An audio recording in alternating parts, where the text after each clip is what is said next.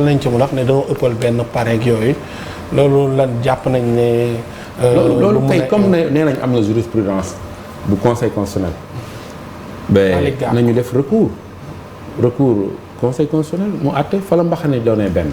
ñu def recours xam nga élection dafa am toujours ay recours bu fekkee ne jurisprudence bu ñuy wax bu Malick Gakou am na mais dañuy def recours conseil constitutionnel moom mu tranché ñoom ñu la ñuy waxee sept sages li nga xam ne dépassé na sax ci code bi ñoom war nañ ko mun traité. waaw mais yow lan mooy sa interprétation loi bi sur ce point précis. la Benno Bokk Yaakaar seen liste bi dañu ëppal benn parrain. dañ leen war a invalider wala bu fekkee gis nga liñ bind ci loi bi. dañ leen war a invalider wala dafa war a mën a jàll. xam nga cas bu Benno Bokk Yaakaar dafa am ñaari yoon yoo xam ne moo tax bu ma naafeqewul damay wax ne. bëggalul neex ne non dañ ko war a invalider xamul tax ma tey ci article 57 14 bu code bi moom moo ne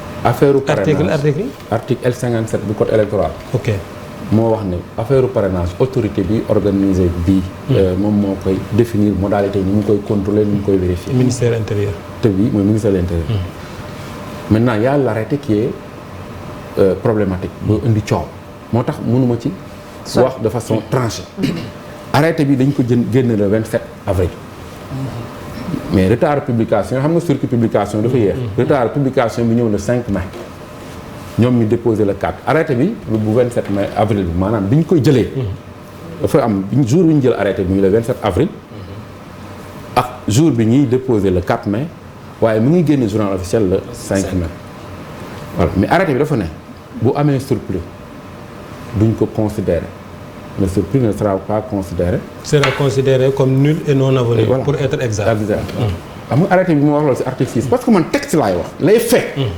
sans interprétation. arrêté boobu maintenant arrêté boobu est-ce que posé wul problème posé na problème arrêté boobu tam mënoon nañ ko attaqué maintenant attaqué wuñ ko génn na jàpp bu ñu jàppee ne.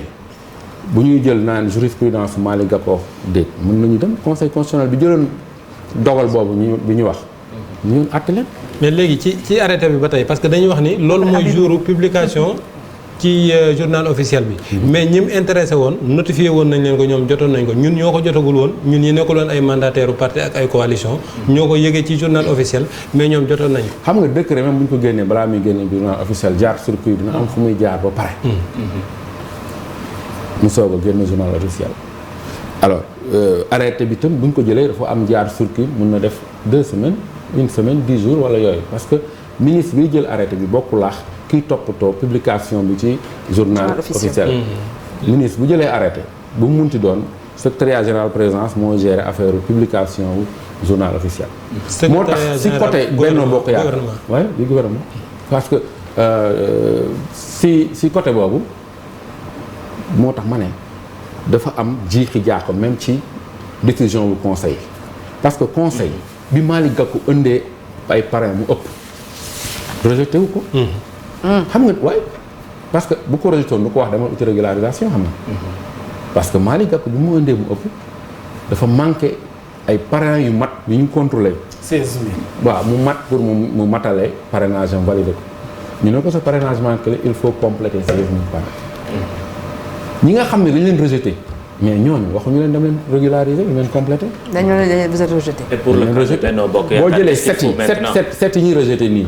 waxuñu leen dem leen Bougane waxuñu ko dama régulariser.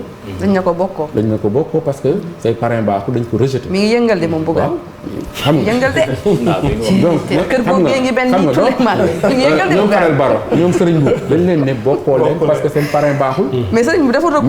mais recours tel mais xam nga ñooñu Serigne Mboup Fadel Baro yooyu dañ leen rejeté. seen parrainage baaxul mais wàllu dañ ko ne wutul demal complété pare.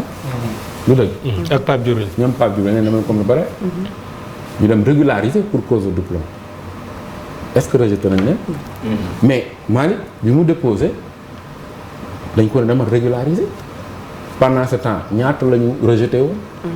moo tax mu am confusion ci kaawu Malick Gakou. parce que bàyyi nañ ko mu dem régulariser ñëw bi mu régulariser ñëw nag bi ñu ko lancé encore mu manqué si lañ ko ne mu ne dafay defaat régularisation conseil bi bañ moo tax je dis comme te am na confusion foofu nañu bàyyi les 7 sages mu décider bu ñu déposé bu ko ministère validé Yewwi Askan Wi am na possibilité dem conseil constitutionnel dem recours ñooñu àtte foofu la mbaxane nekkee benn. c'est-à-dire kon fii amul lu ñuy valider wala lu ñuy invalider. non mais il faut que ministère prononcé wu moom ci cas bi bu Yewwi ak bu Benno le 31 mai mu génn liste yi bu génne liste yi nag nit ñi am nañ 3 jours mu Yewwi comme Benno ku nekk buy def sa recours nga def ko conseil am na encore 3 jours pour réagir boobaa si la ñuy considérer liste yi définitive wala yu définitive yi moo tax ma ne dara weesagul lépp mën nañ ko waxtaanee trouver ay solutions. ñu mën ko jubóo Pape Fara. tu as une question.